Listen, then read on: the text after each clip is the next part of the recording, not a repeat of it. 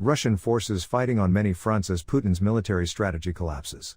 The former head of the British Army Lord Richard Dannatt asserted Ukraine still needs the support of NATO allies in the face of the Russian invasion. After Russian troops were forced to retreat from thousands of kilometers of occupied territory, the Kremlin has launched a new military strategy in a bid to destroy Ukrainian morale. Key civil infrastructure within Ukraine has come under targeted missile attack, leading to widespread blackouts affecting a huge quantity of the civilian population. Despite the shift in Moscow's tactics, Lord Richard Dannatt asserted Russia would lose in Ukraine as the Kremlin's forces face a battle on many fronts. The former chief of the General Staff reported that Vladimir Putin's plot to make Ukraine's NATO allies lose appetite for the conflict had proved ineffective. Speaking to Times Radio, Lord Dannatt explained, "Putin is fighting on many fronts. He is losing on the battlefield. He is trying to extend the campaign to make some European countries lose appetite for the fight. He is also trying to destroy the morale of the Ukrainian people by his attack on their infrastructure. He will lose in Ukraine." He added, "The Ukrainians are doing well, they deserve all our support." After global allies of Ukraine placed fierce sanctions on Moscow, Vladimir Putin responded by cutting gas supplies to Europe in a bid to discourage an intervention in his invasion plans. Despite the pressure placed on European economies by the energy shortage, NATO has remained a staunch supporter of the Ukrainian defense effort. This has earned further backlash from the Russian president, who has spoken of the Western world in vilified terms and hinted at escalating the conflict to an international nuclear war. Speaking at a conference in Russia just last week, Vladimir Putin said the Kremlin could use weapons of mass destruction to protect the territorial integrity of the Russian Federation if it came under threat. Rather than targeting known Ukrainian military facilities, Russian forces have more recently conducted attacks against core civilian infrastructure in a bid to deflate Kyiv's morale. The UN reported, many civilian objects, including dozens of residential buildings and vital civilian infrastructure, including at least 12 energy facilities, were damaged or destroyed in 8 regions, indicating that these strikes may have violated the principles on the conduct of hostilities under international humanitarian law.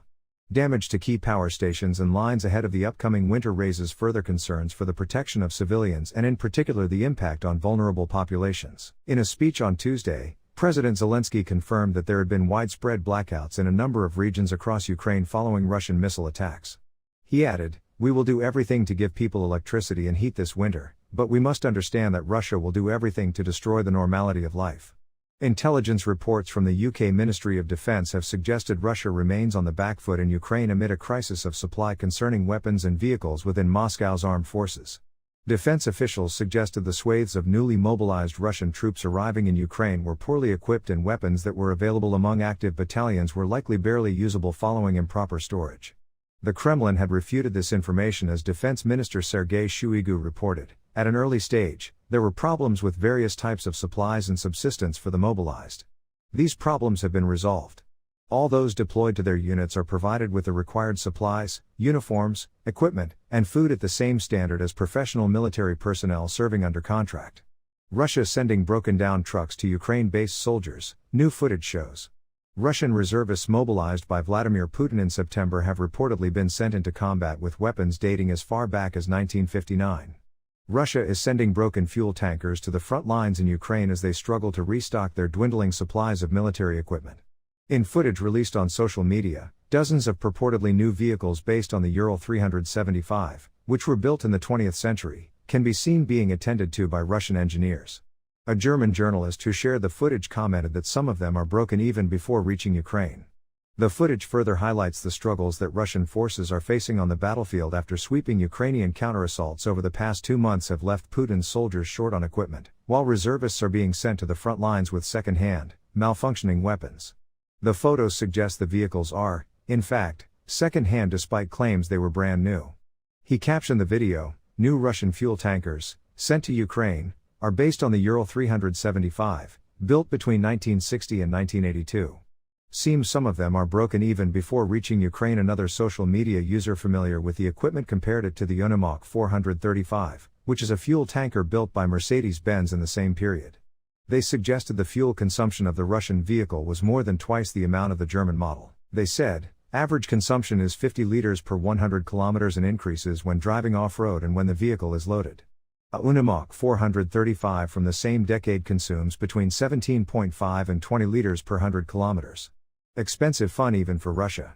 As Putin's soldiers in Ukraine are reportedly already struggling with a lack of supplies, Russia's problems appear to have been compounded by poorly equipped reservists as they begin to enter the war zone.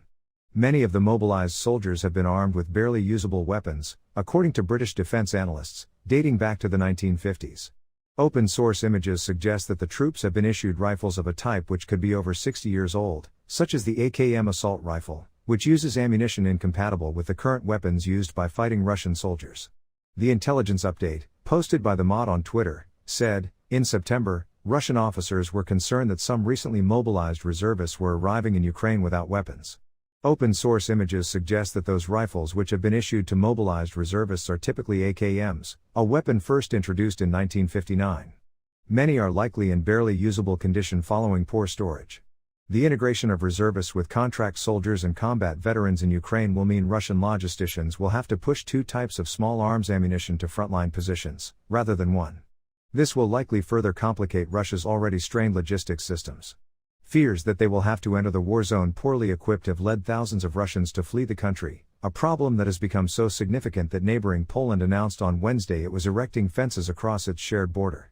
Polish soldiers began laying razor wire Wednesday along Poland's border with the Russian exclave of Kaliningrad after the government ordered the construction of a barrier to prevent what it fears could become another migration crisis.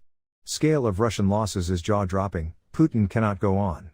As winter fast approaches and land operations in the Ukraine war stall in the autumn rains and mud, it is perhaps timely to review where we are after just over 8 months of conflict.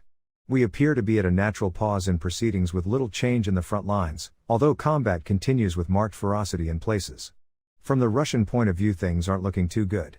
After early reverses in Kyiv and Kharkiv, they're now increasingly under pressure from Ukrainian forces in the Donbas and Kherson. In the east, Ukraine looks like it will continue making ground and recapturing settlements lost only a few months ago to the Russians. In the south, around Kherson city itself, Putin looks in danger of having his forces cut off and isolated. The scale of Russian losses to date is jaw-dropping. Although it is always difficult to obtain independently verified figures, there seems to be a general consensus across all observers that they have lost, since the start of the conflict on February 24, more than 2,500 tanks, in excess of 5,000 other armored fighting vehicles, approximately 270 aircraft and 243 helicopters, and somewhere in the region of 70,000 personnel killed, wounded and missing. This is an enormous casualty bill by anyone's reckoning, and probably unsustainable for very much longer at the current rate. No doubt the casualties suffered by Ukraine are equally appalling in proportion, but figures here are much harder to come by and closely guarded, for obvious reasons. No point in encouraging the enemy. The very real question now, though, is whether Russia is losing momentum through running out of weapons and personnel. There are signs, for example, that their stock of long-range, precision-guided missiles and rockets is running low. Much of this may be attributable to Western sanctions, as much of the technology required for such weapons was previously sourced from outside Russia.